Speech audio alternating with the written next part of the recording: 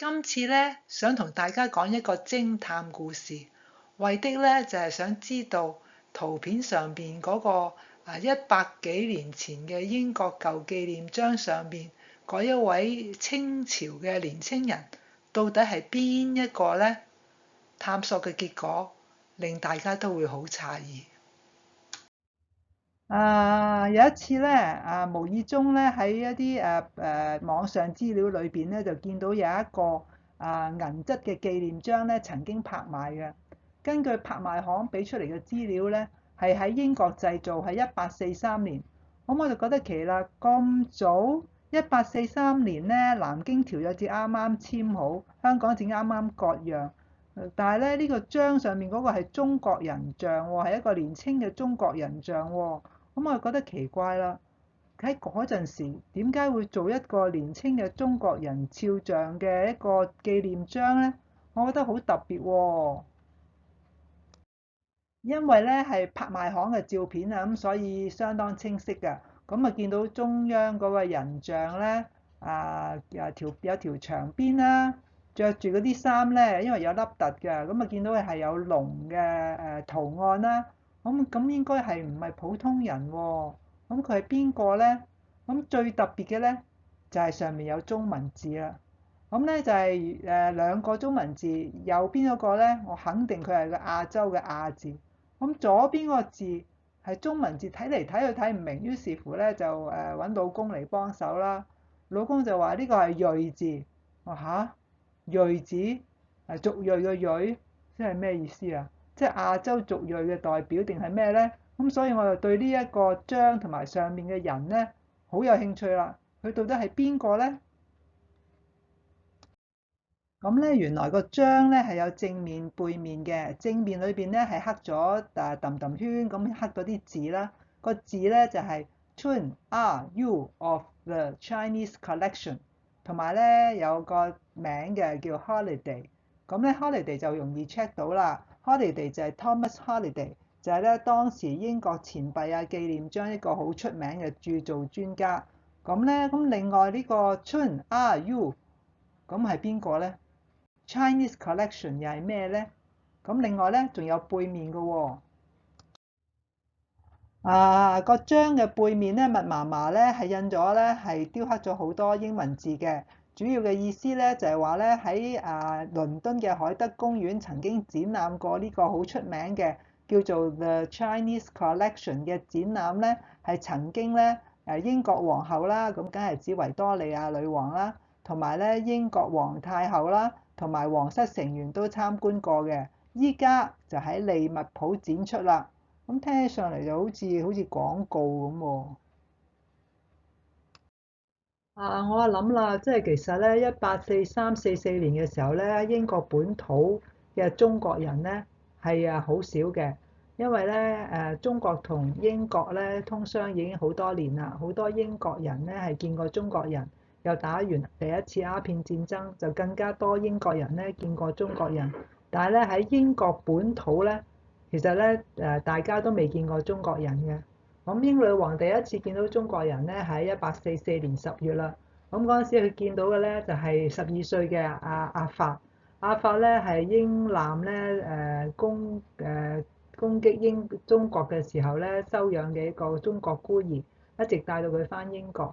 咁咧呢個阿法咧後來喺英國讀咗一陣書啦，跟住就喺英國受洗嘅。受洗嘅時候嘅名咧就叫 William 梁阿法。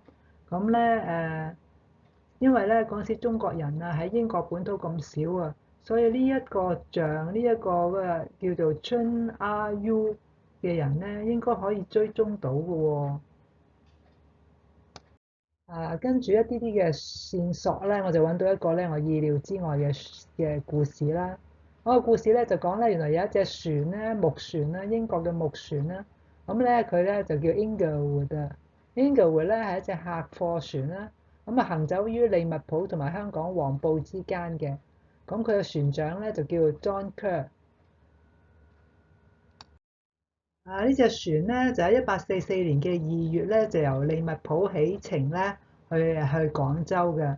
咁咧差唔多6個幾月之後咧就抵達咧黃埔啦，跟住再兜咗去香港，咁咧跟住又由香港咧翻去利物浦，咁翻到利物浦嘅時候咧就已經係1845年嘅2月啦，即係差唔多係一年嘅時間咧，就啱啱由利物浦去黃埔香港，由香港去翻利物浦咧，差唔多啱啱一年。大家可能都知道咧，倫敦嘅位置啦。倫敦嘅位置咧就喺英國嘅英倫三島嘅南邊嘅泰晤士河口啦。咁就係原點嘅所在地啦。咁利物浦又喺邊咧？利物浦係當時一個最重要嘅貨運客運嘅碼頭啦。咁佢就係喺差唔多英國嘅中部靠西邊嘅地方嘅。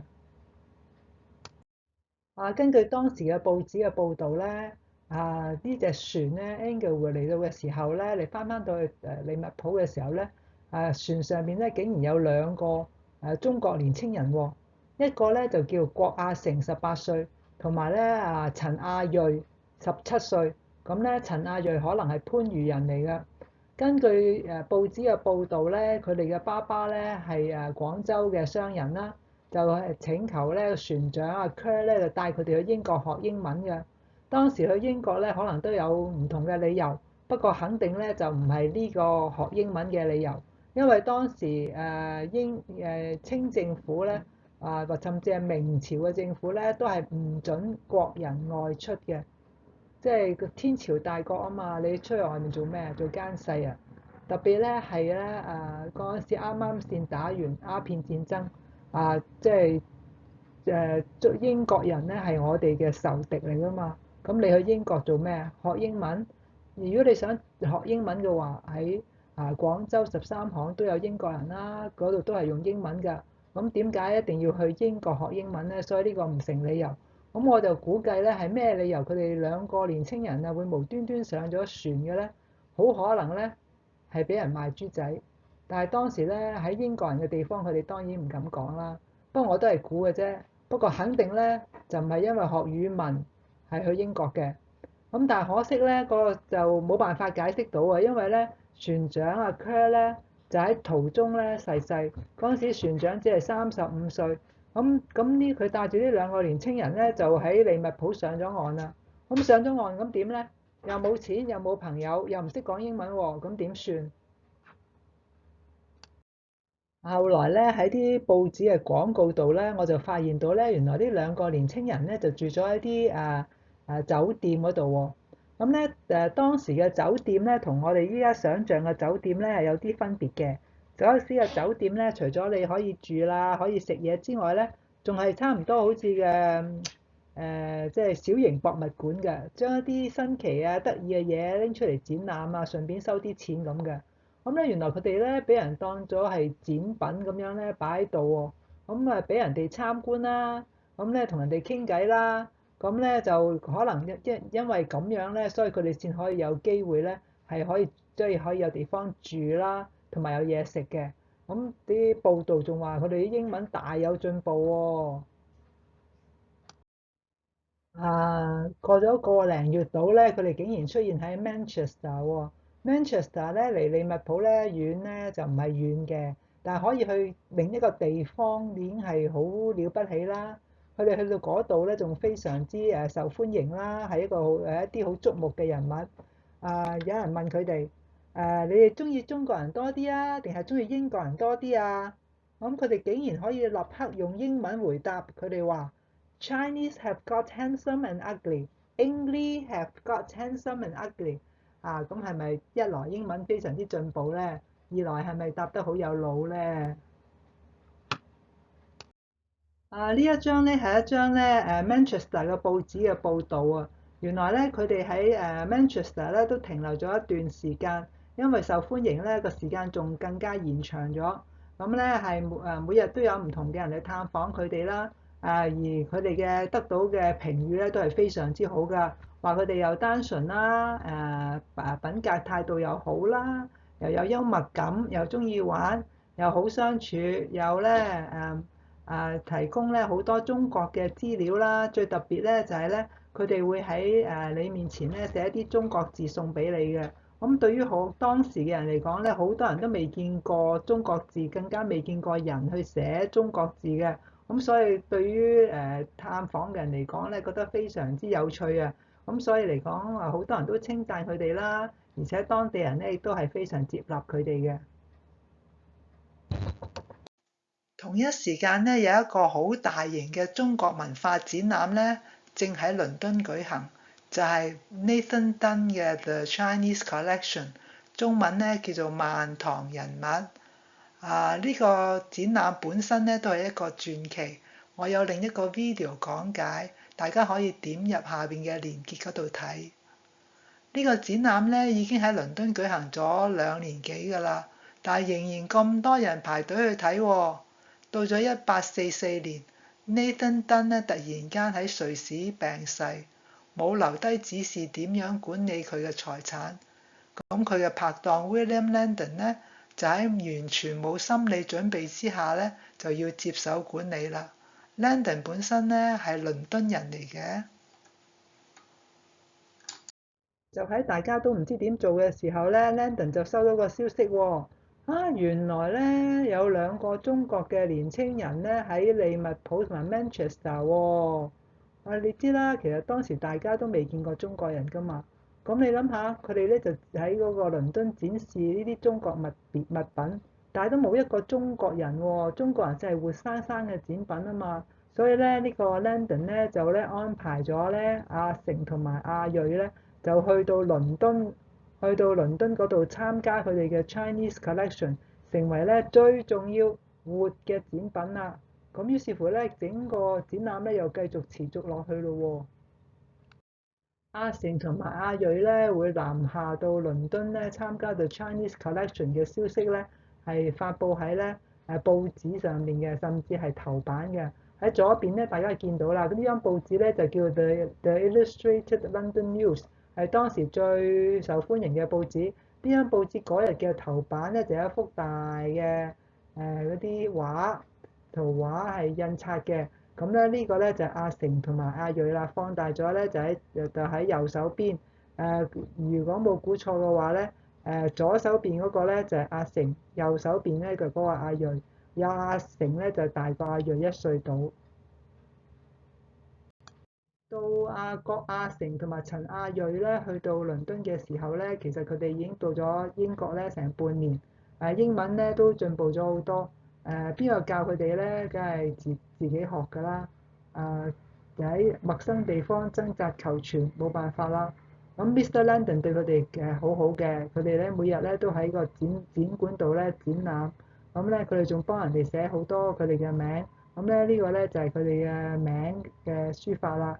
咁咧就係郭亞成同埋陳亞瑞，原來咧 Chen A Yu 就係陳亞瑞啊。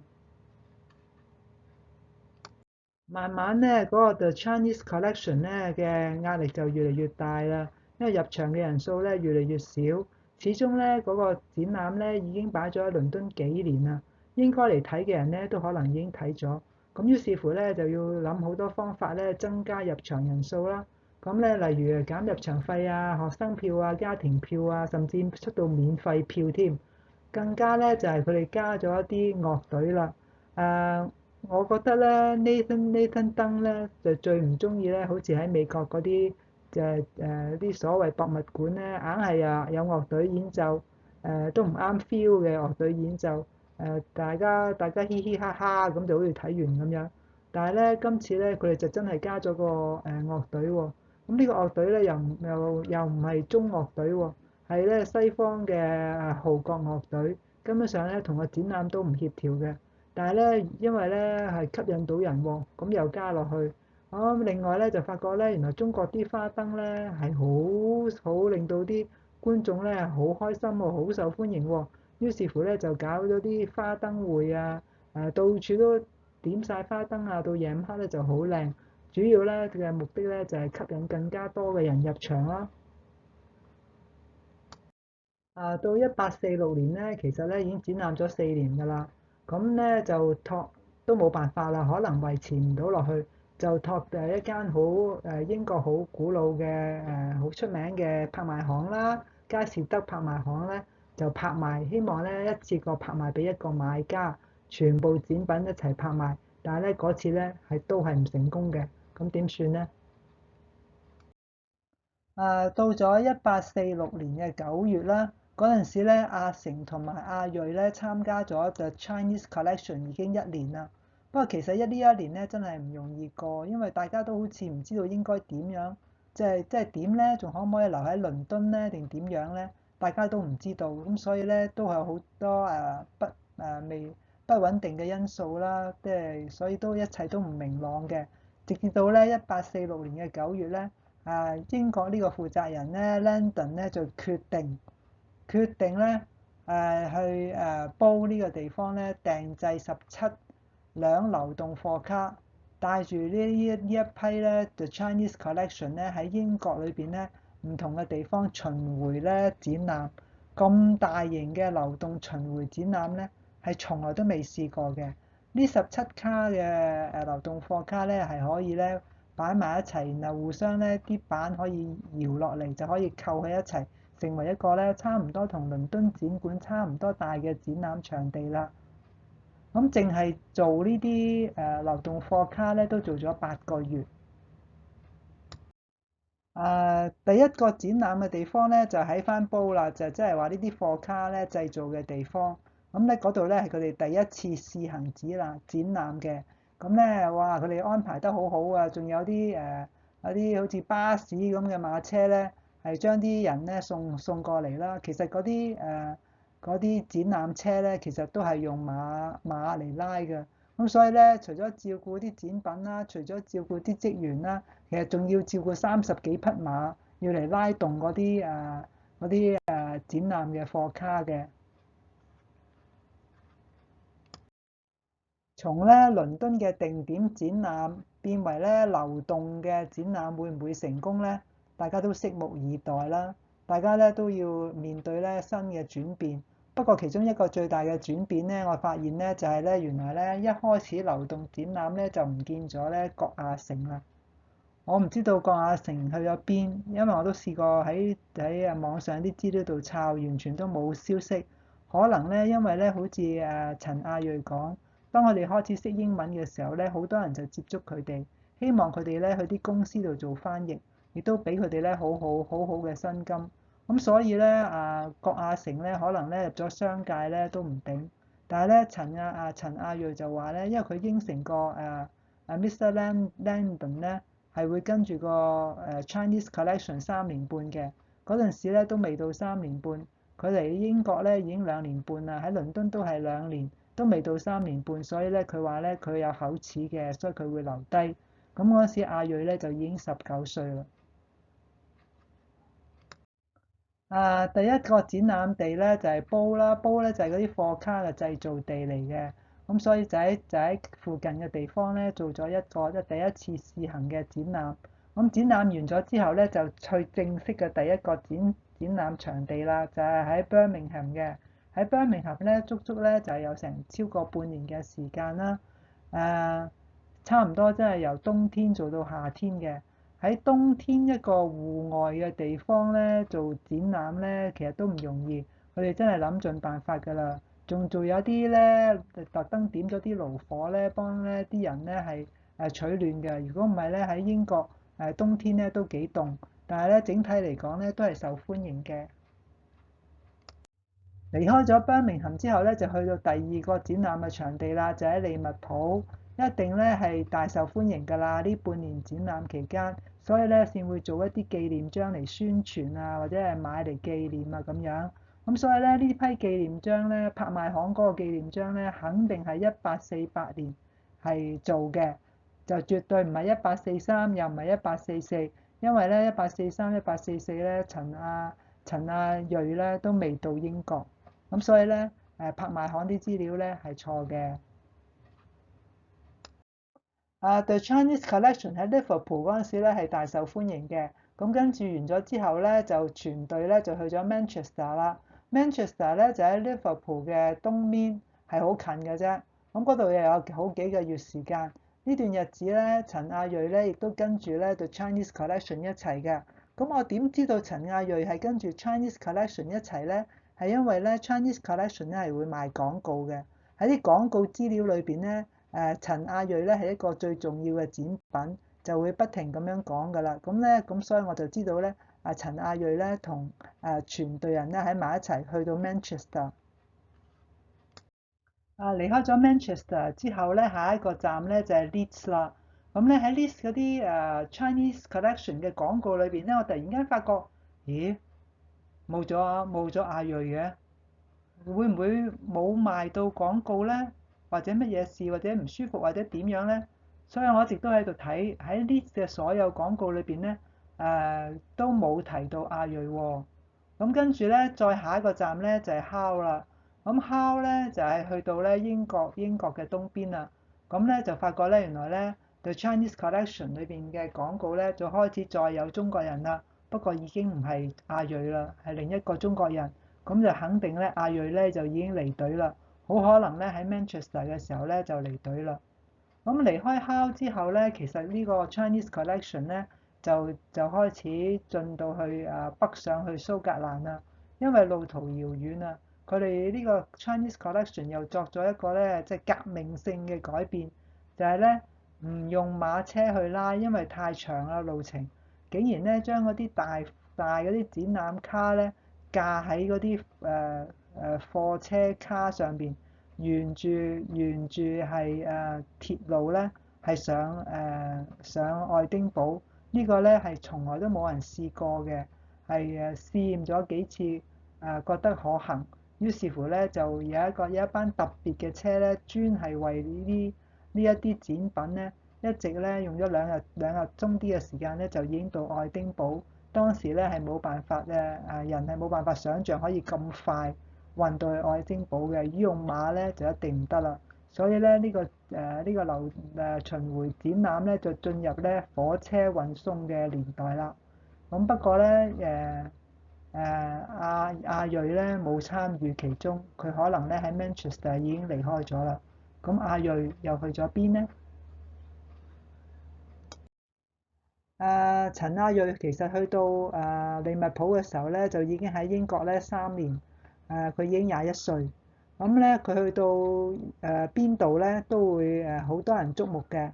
佢喺 The Chinese Collection 喺利物浦展覽嘅時候，除咗咧用佢嘅肖像做咗個紀念章，當時咧又做咗除咗有銀嘅、鍍金嘅，又有合金嘅。相信咧當時係做咗好多呢啲紀念章㗎，所以先會有咧啲紀念章咧到今日咧仲揾得返㗎。咁佢去到利物浦嘅時候咧，原來仲發生咗一件更加奇妙嘅事，就係咧有牧者咧曾經多次特別進場，因為咧進場咧係要俾錢嘅。咁所以咧其實咧每一次進場咧呢個牧者都要俾錢，但係佢都願意咧每一次咧進場，佢就唔係睇呢睇路㗎，佢係特登咧去揾阿陳亞瑞㗎。佢坐喺度咧等到咧陳亞瑞有空閒嘅時間，因為咧陳亞瑞係要招呼客人㗎。有邊個嚟行埋嚟要問嘢咧，佢就要回答啊，或者要幫人簽名啊咁樣嘅。到大咧都有空閒嘅，佢就呢個牧者咧就喺度等啦，等佢有空閒嘅時候就同佢談同佢傾福音，向佢傳福音啊。咁咧因為陳亞瑞依家嘅英文表達能力咧已經相當好啦，而且佢喺英國3年咧對英國文化都好熟悉，所以咧好容易啫就講得明啦。後來仲有人介紹咗佢識咧Bailey 牧師啦，佢咧係利物浦一間神學院嘅院長啊。經過咗咧同佢幾次面談啦，同埋咧係陳亞瑞自己嘅要求之下咧，佢咧就喺1848年咧嘅一個週日嘅晚上咧，就喺利物浦嘅 Holy Trinity Church 公開為21歲嘅陳亞瑞咧施浸，正式加入教會。而陳亞瑞咧為自己揀咗一個新嘅名，嗰個名咧就叫做戴光，就係加埋咧就係春戴光。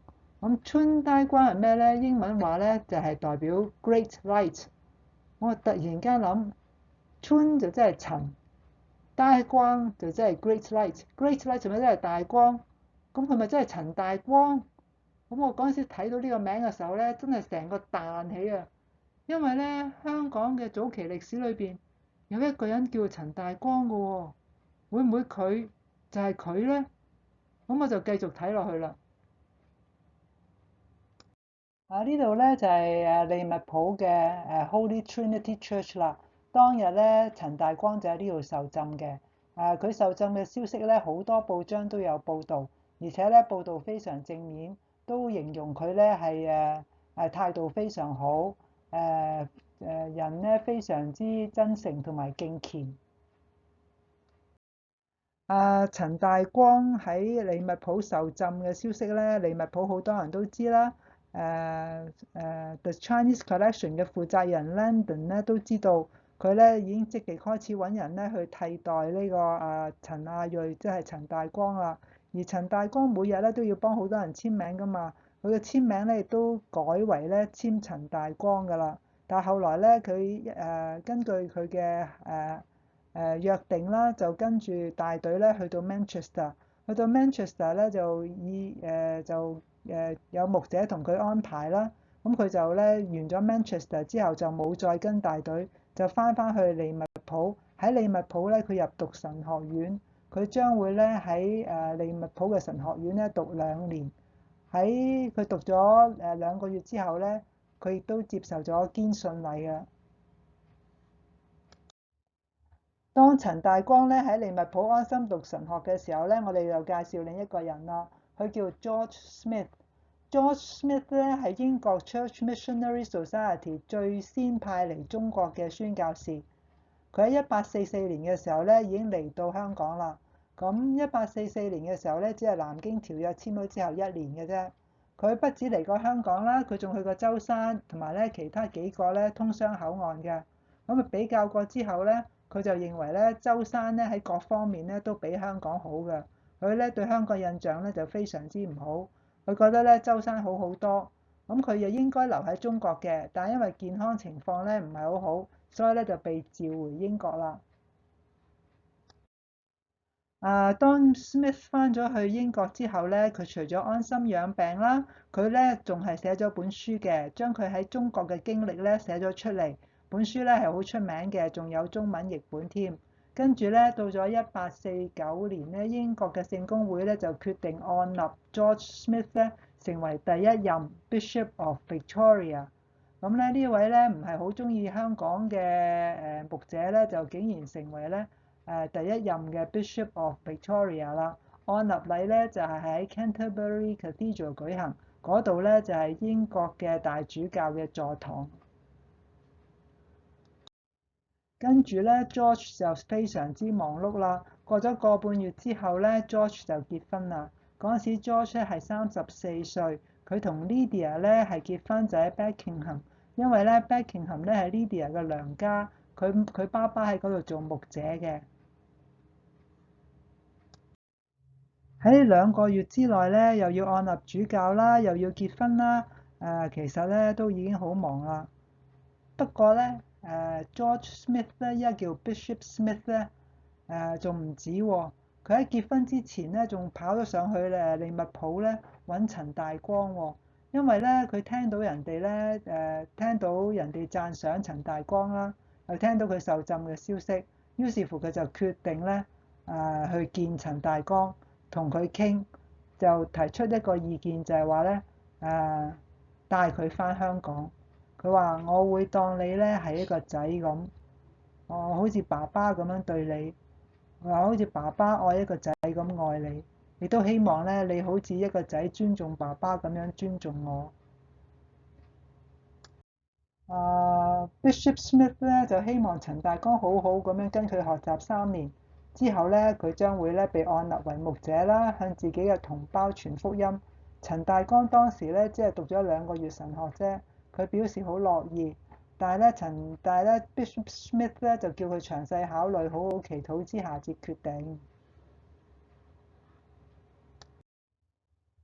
結果咧喺神學院院長嘅同意之下咧，陳大光就跟咗 Bishop Smith 展開新嘅旅程啦。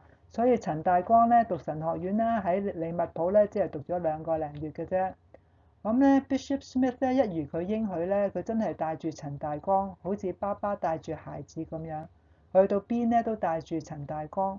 其實 Bishop Smith 咧正啱啱結婚，佢都未有孩子，但係佢真係好似爸爸湊仔咁樣咧，帶住陳大光喺身邊㗎。因為咧佢會帶陳大光返香港啊，咁即係要搭船啦。咁所以咧佢咧就要開始咧要為阿陳大光籌措，另外籌措咧呢啲一啲額外嘅船費啊、生活費咁樣。所以咧佢好多次咧都講到咧，希望咧英國嘅弟兄姊妹支援咧陳大光嘅。佢話咧喺去香港呢個旅途裏邊咧，佢唔想陳大光同嗰啲水手啊、殘疾人啊混埋一齊，佢希望咧可以俾佢一間房間啦，咁咧就要70磅喎，幫佢買啲衫咧又要30磅，生活雜費咧就每年10磅，咁而且咧佢相信咧，因為陳大光咧放棄咗佢父親啊家族嘅信仰。相信佢家人咧都唔會資助佢，佢好希望咧英國嘅弟兄姊妹咧支援陳大光，而英國弟兄姊妹咧真係好熱烈咁樣去支持陳大光，所以咧佢所需要嘅錢咧係全部足夠嘅。Smith 咧真係咧去到邊都帶住陳大光，佢喺上船之前咧喺倫敦唔同嘅福音機構嗰度行走嘅時候咧，都帶住陳大光。因為佢陳大光到處咧都好矚目㗎，佢去到邊咧都蒙恩寵，人人都睇住係 George Smith 嘅面上咧都俾佢特別嘅好處，例如佢需要嘅書又俾佢折扣啊，又送書俾佢啊，又送禮物俾佢。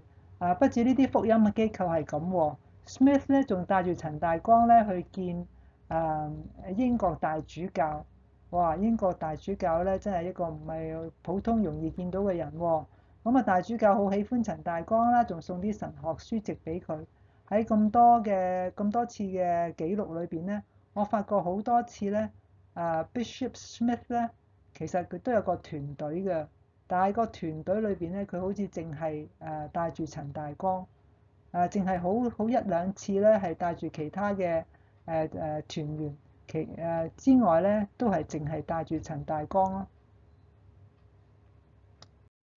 安排船隻咧都唔容易嘅，但係終於都安排好啦。喺1849年嘅11月咧，George Smith 咧就帶住成個團隊咧喺 Portsmouth 出發，出咗英倫海峽，直出大西洋啦。呢個咧就係跟隨Bishop Smith 咧上船嘅團隊啦。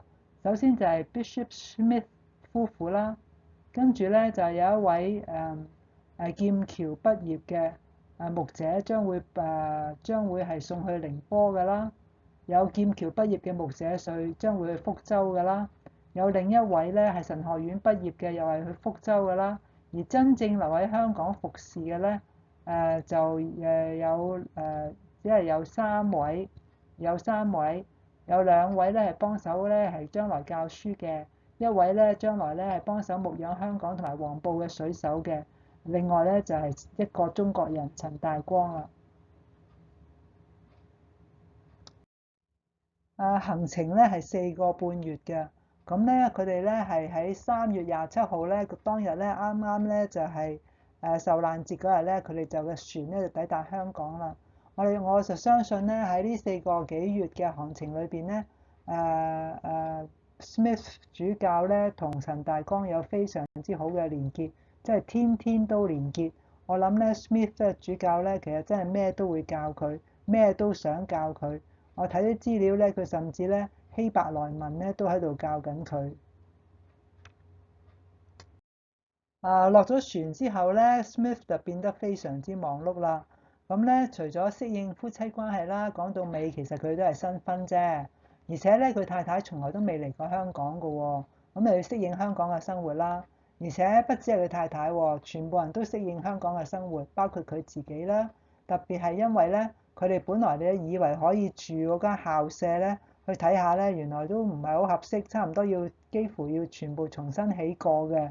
咁佢哋咧就同阿 Smith 咧就同妻子啦、教師啦、學生啦、教牧團隊啦，同埋包括陳大光咧，就要暫時住喺灣仔摩利神山嘅山頂上邊，本來有間學校嘅，就叫 Morrison School 嘅，但係已經停用咗啦。咁我哋就要暫時住喺嗰度，都唔係住一兩日啦，係住超過一年㗎啦。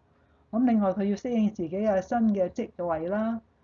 Bishop 咧，每個地方咧只有一個 bishop，係一個好高嘅、好受尊重嘅職位嚟嘅。而且佢嘅教區咧係當時全球最大嘅教區，因為唔單單係香港啦，仲包括整個中國同日本嘅。咁所以咧係一個好大嘅教區。連簽名咧都要重新學習嘅，因為咧每個地方咧只有一個 bishop，所以咧 bishop 咧係唔使簽個姓氏嘅，好似皇帝咁簽個名得㗎啦，唔使簽姓氏嘅，因為唔會有第二個。咁 bishop Smith 係點簽名嘅咧？就只要簽個G 代表 George，然後簽 Victoria 就得㗎啦，即係 Bishop of Victoria 叫做 George。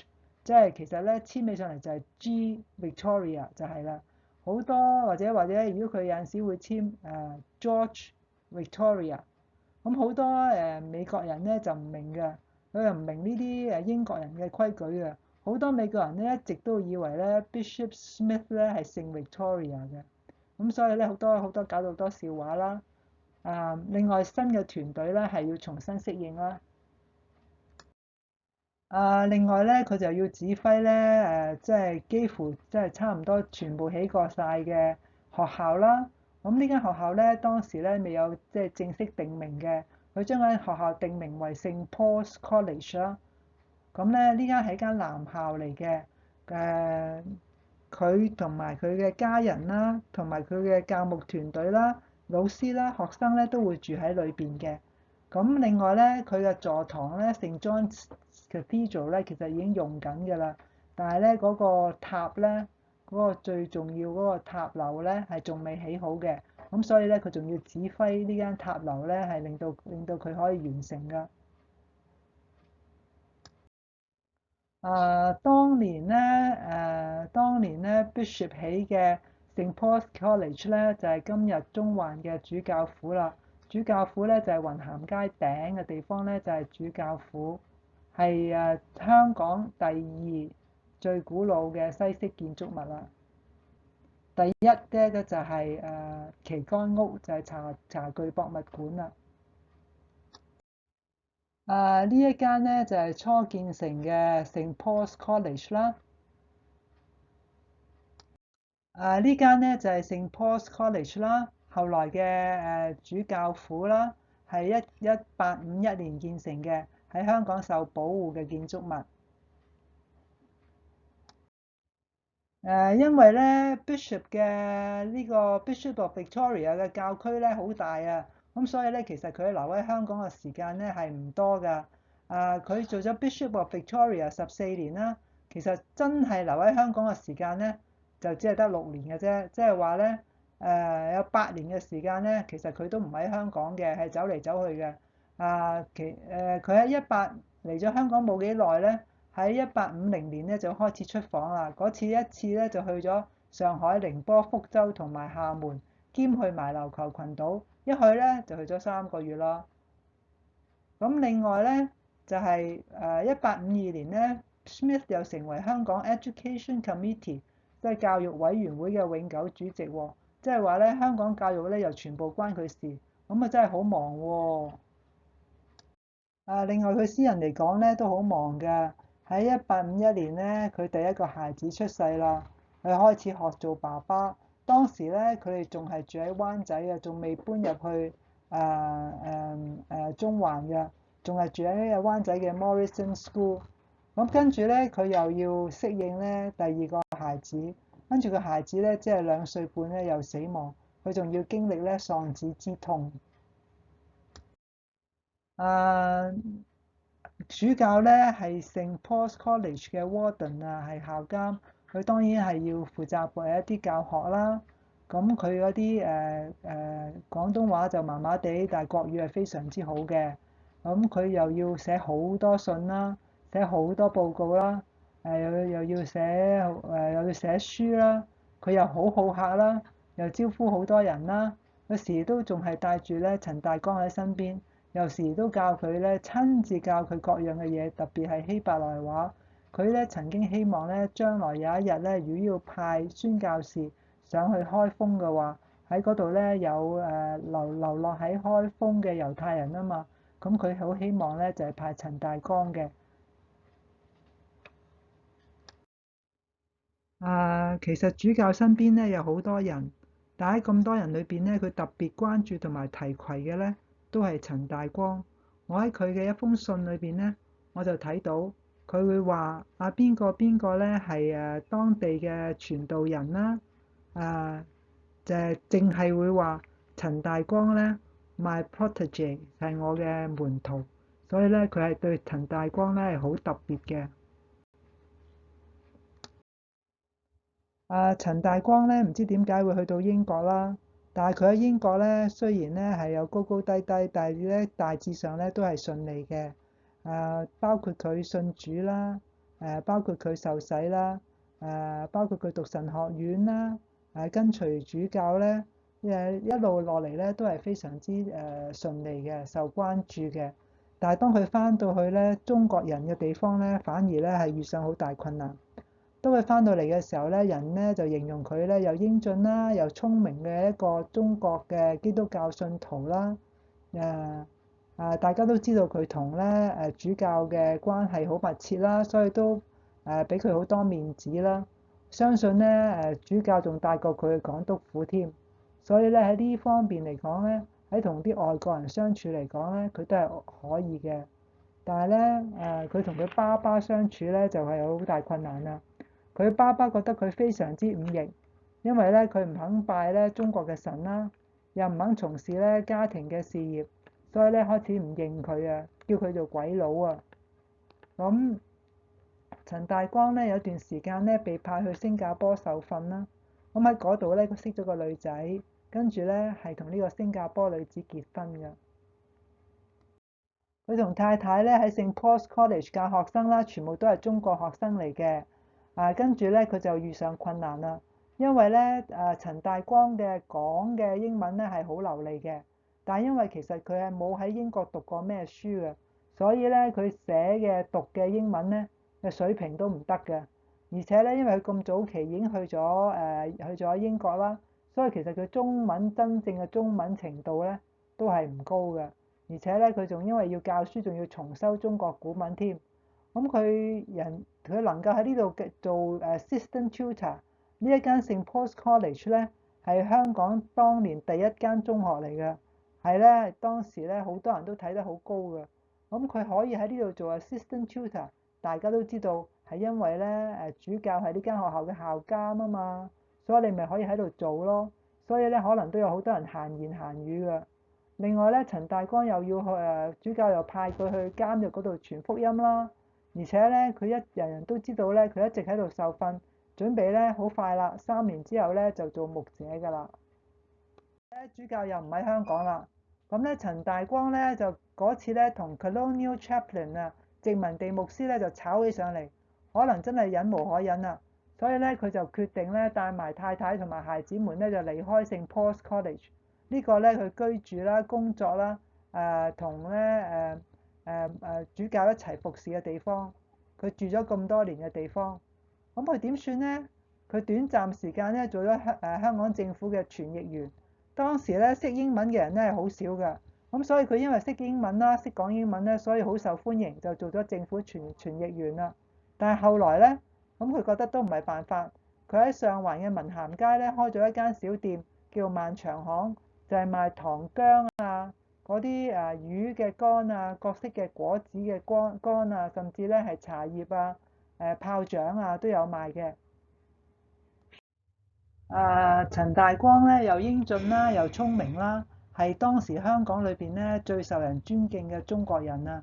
特別係因為佢能夠講流利嘅英語。咁咧喺1857年咧就有啲中國嘅商人咧就睇中咗佢呢一點。咁咧，因為咧佢同香港嘅英籍上流人士嘅關係咧，就背後支持陳大光，叫佢出面去競投咧喺香港賣鴉片嘅專利權啦。英文咧就叫做 Opium Farmer，即係咧想佢去做 Opium Farmer，係佢出面，嗱其他人出錢咁樣。喺1858年咧嗰一次嘅販賣熟鴉片專利投標咧，整件事咧係由處理布政司Bridges 咧係負責嘅。咁首先咧喺1858年2月20號咧就喺憲報刊登咧招標廣告啦。喺憲報刊登嘅招標廣告咧有中英對照嘅，唔係所有嘅文章咧當時都中英對照嘅，所以今次咧係一個好特別嘅，係有中文又有英文。主要咧就話咧喺1858年咧3月13號咧就截標啦，呢個最緊要啦，係截標日期咧係3月13號。中文嘅同一段啟示，特別係寫清楚咧，就係要用暗票嘅。而咧中文嘅啟示咧，係全部咧係用農曆年計算嘅。1858年咧3月17號咧，立法會就通過咧修訂咗嘅相關嘅販賣熟鴉片嘅法例啦。咁咧就正式由咧非常尊貴嘅港督咧點樣頒布，睇起上嚟咧都覺得面紅啊！喺3月23號咧就宣告咧係邊個係中標啦，就係呢一間公司，呢間公司就真係陳大光嗰間公司啦。當然啦，背後嗰啲 partners 咧就係全部咧香港準備投入呢個販賣毒品生意嘅人啦。咁當時咧，其實陳大光嗰間公司咧係用7075磅非常之高嘅價錢咧擊敗咗10幾個對手㗎，咁就獲得1年嘅承包權啦。其實淨係呢一筆錢咧，7000幾磅咧，已經係當年咧香港政府嘅收入嘅1/9㗎啦。你話係咪好厲害咧？跟住咧就開始有啲秘密消息咧流露咗出嚟，跟住咧好多報紙咧就開始爆料啦。咁跟住咧就發生咗幾件事咧，就好令人注意㗎啦。第一，講明截標日期係3月13號啊嘛，但係咧其實咧有三張最高金額嘅票咧嘅標咧，都係喺3月14號收㗎。咁明明3月13號截標啦，點解要3月14號仲收標咧？呢個需要解釋啦。另外咧，因為當時咧香港執業嘅真正嘅律師咧就唔係好多嘅，咁所以咧個 Bridges 咧係香港當時嘅執業律師，又係處理布政司，當時咧係政府允許嘅，但係咧咁咧就引起好多咧即係利益衝突啦。即係例如咧，原來陳大光係 Bridges 私人執業嘅時候嘅客戶嚟嘅喎，而且咧證明到咧陳大光同 Bridges 咧係就呢一件投標嘅事咧係溝通過嘅喎，而且咧 Bridges 咧仲喺呢個期間咧收取咗一啲佢話通常要收嘅費用喎，咁中間到底有冇乜嘢私通資料啊，收取賄款啊？就咧引起社會好轟動啊！因為社會嘅輿論咧好大嘅譴責啦，咁所以咧喺5月17號咧，立法會就通過成立一個獨立嘅調查委員會咧，去調查下布政司嘅誠信咧有冇問題啦。講係處理布政司 Bridges 啊，咁呢個特別調查委員會咧好厲害嘅喎，包括港督啦、大法官啦，當時嘅一個好出名嘅鴉片商咧就叫做 Dent。我哋全部都喺呢個獨立調查委員會裏邊嘅。咁我哋調查完一輪之後咧，差唔多1個月之後咧，6月19號咧就公布嗰個結果啦。個結果咧就話咧，Dr. Bridges 咧佢嘅辦事嘅手法咧，可能咧就唔係咁好，係可以咧係有啲值得譴責嘅地方。但係佢嘅誠信咧係冇問題㗎。咁所以嚟講咧，佢只係受到譴責，咁就了事啦。咁呢件事嘅責任又由邊個負起咧？其實一開始審訊咧，陳大光就已經好慘啦，因為咧即係情況即係大家都睇到好惡劣啦，所以咧所有嘅人咧都差唔多行出嚟咧同陳大光咧切斷關係啊！因為有人指話咧港督寶玲咧係好喜歡陳大光嘅喎，對佢咧好似好有恩典咁喎，於是乎咧就搞到咧即係嗰個調查結果。出咗之後，寶玲咧仲要補翻封信去殖民地大臣嗰度話：哎呀，我唔識佢㗎。嗰封信咧就寫得好得意嘅喎。嗰封信係咁講嘅。當咧係咧發呢個專利權嘅時候咧，我真係完全記唔起我曾經聽過呢一個申請人嘅名啊，即係陳大光啦。所以佢個名我都冇聽過，佢個人咧到依家咧，其實對我嚟講我都係唔認識嘅。其實發咗個專利權好耐之後咧，先有人話俾我聽，哦，佢咪就係嗰個信咗主嘅基督徒咯。咁我先諗起係喎，好似喺主教嗰度或者其他人咧，好似係提過呢一個人嘅喎。但係佢同埋咧鴉片專利權嘅之間嘅關係，對我嚟講都係一個新發現嚟嘅，我根本上唔知道，我唔知道噶嘛，咪就係咁咯。如果咧連咧港督都要咁樣解話嘅話咧，可以想像當時陳大光咧喺香港係幾咁孤單。我諗咧佢一啲啲嘅朋友咧都會冇晒㗎啦。咁咧佢其實咧係冇咁多錢去投標嘅，都係有人話支持佢㗎嘛。咁呢啲人仲會唔會支持佢咧？啲人都可能都唔知去咗邊。總之咧，一官司一開始咧，佢就財務就好困難啦。所以佢得到呢個專利權咧，只係捱咗幾個月咧，就冇辦法再支持啦。咁啊，真係冇辦法交錢啦。咁後來咧，警察仲沒收佢嘅財產。咁唔知點樣幾時咧，陳大光就喺香港消失咗。佢走嘅時候仲帶咗好多其他嘅人嘅錢走添噃。又有一段新聞話咧，陳大光同嗰啲屋企人咧就上咗嗰啲苦力船啊，Coolie Trade 嗰啲船啦，去夏灣拿。咁咧，陳大光咧就喺船上面做翻譯，因為佢識英文噶嘛。咁結果咧就因為咁咧，陳大光好似同所有人嘅關係咧都斷咗，特別同教會嘅關係啦就斷啦。因為佢同嗰啲毒販咧一扯上關係，就同教會嘅關係就終結。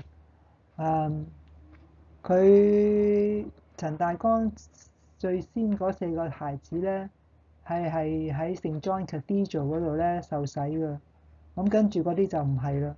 佢仲有個孩子結婚嘅時候咧，根本上連喺教會結婚都冇。陳大光除咗喺新加坡嗰個娶嗰位妻子之外咧，其實仲有啲妾侍㗎。我諗咧，如果咧主教 Smith 知道咗咧，佢一定係好難過咯。喺1861年咧，當陳大光好似同所有人嘅關係都斷晒嘅時候咧，其實咧仲有人記得佢嘅，因為當年咧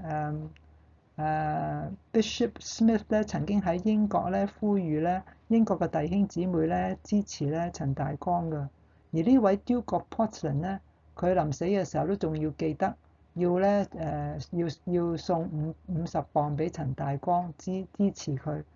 50磅咧，當時嚟講已經係一筆咧唔少嘅錢。當年咧，the Chinese Collection 啊，做咁多嘢，每晚嘅收入咧總數咧差唔多就係50磅到啦。咁所以其實咧係好大嘅一筆錢，而仲記得去支持佢嘅英國弟兄姊妹咧，可能仲唔止呢一位。但係可惜嗰陣時咧，陳大光已經同香港嘅教會咧完全斷絕啦。好奇怪，冇人料到嘅情況之下咧，喺1867年咧，陳大光咧再一次翻嚟香港，更加奇蹟嘅咧就係港府竟然願意咧任命佢為 Chinese Clerk 喎。當時係一個咧好高級嘅官員嚟嘅，主要咧係仲裁咧中國人嘅糾紛啦。1882年咧，佢身體非常之唔好啦，喺任內咧係死亡嘅。喪禮咧係由 Colonial Chaplain 咧係負責嘅。記得當年咧，佢仲喺聖 Paul's College 嘅時候，就係因為同 Colonial Chaplain 咧嗌咗交，當年嘅 Colonial Chaplain 嗌交啦，咁所以先離開聖 Paul's College，先搞到咁樣嘅。1872年嘅時候咧，佢曾經試過光輝過嘅係做東華醫院嘅常務董事。陳大光咧仲去做咗共濟會嘅會員。有人喺度諗點解1867年咧係會翻嚟香港嘅咧？我估咧其中有一個理由就係佢收到個消息，就1864年咧Bishop Smith 咧已經離開咗香港，唔會再翻嚟，所以佢先會翻嚟香港。所以 Smith 同埋咧佢呢個至愛嘅門徒陳大光咧就冇再見過面啦。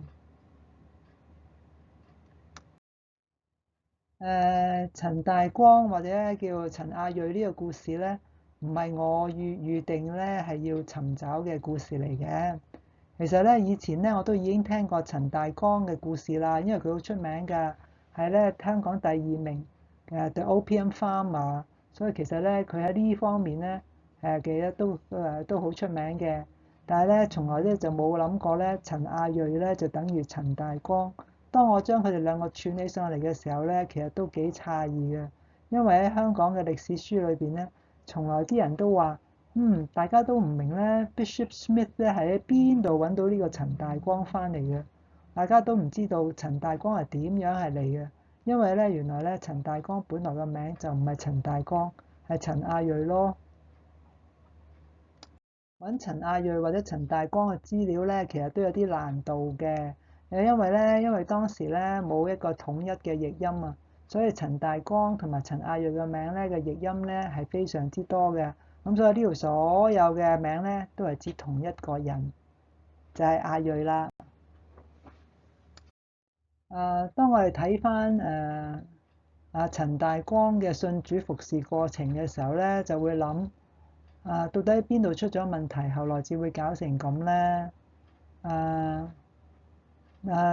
有人會同陳亞瑞傳福音，其實真係好好咯。佢又願意受浸，真係感謝主啦。跟住咧，仲有咁多人關心佢，供佢去讀神學院，真係實在太好啦。咁跟住咧，佢只係讀咗2個月啫，就見到Bishop Smith 啦。呢個真係一個千載難逢嘅機會嚟嘅喎。因為咧 Bishop Smith 咧真係對佢好好嘅，真係咩都願意教佢。但係咧，當佢哋翻嚟香港嘅時候咧，就同喺英國嘅時候唔一樣。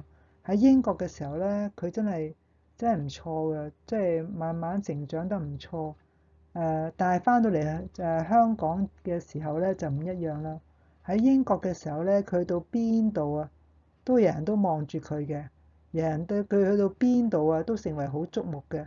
但係翻到嚟香港呢度全部都係中國人，人哋就覺得佢唔係咁矚目，好似咧之前咧俾人捧到上天，翻到嚟香港就俾人踩到落地，因為咧佢爸爸佢啲屋企人根本上唔要佢。而呢一班咧外國人咧，呢一班外國嘅弟兄姊妹咧，可能又唔明白佢嘅艱難。即使咧好錫佢嘅Smith 主教咧，可能都唔明佢心底裏邊嗰種適應嘅困難啊。就係咧，你嘅親戚、你嘅朋友你所有嘅族人都唔認你，但係呢一班外國嘅弟兄姊妹咧，可能又唔明白你嘅艱難，所以咧就即係將佢推去一條絕路啊！當我知道咧陳大光嘅仔咧，根本上咧結婚嘅時候都唔喺教會結婚嘅時候，我就覺得好難過咯。我覺得即係如果當年陳大光、陳亞瑞係繼續留喺英國讀神學院讀足2年，到佢畢業嘅時候，可能佢嘅信心可能佢嘅即係生命已經不一樣，到時先再服侍，可能就更加好咯。Nathan Dunn 話咧，鴉片係毒品，鴉片真係毒品嚟㗎，而且咧佢不止咧係毒害嗰啲吸鴉片嘅人啦，令到嗰啲人咧可能真係家破人亡啊，咩前途希望都冇晒。連嗰啲咧賣鴉片嘅同鴉片有關嘅人咧，一樣咧係毒㗎，只不過咧毒喺個心裏邊，令到佢哋咧失咗啲即係普通嘅即係道德。一啲良善都會冇埋，而且呢啲人咧唔係淨係嗰啲鴉片煙商啊，更加咧係咧令到呢啲鴉片煙商咧可以逍遙嘅人，包括咧香港政府當年嘅好多高級官員咧，其實咧都喺鴉片嗰度咧賺咗好多賄賂㗎。香港嘅西方歷史學家咧對陳大光嘅評價咧都係唔好嘅，因為覺得Bishop Smith 咧對佢咁好，佢竟然咧係反轉豬肚啊，做一個基督徒就去賣鴉片。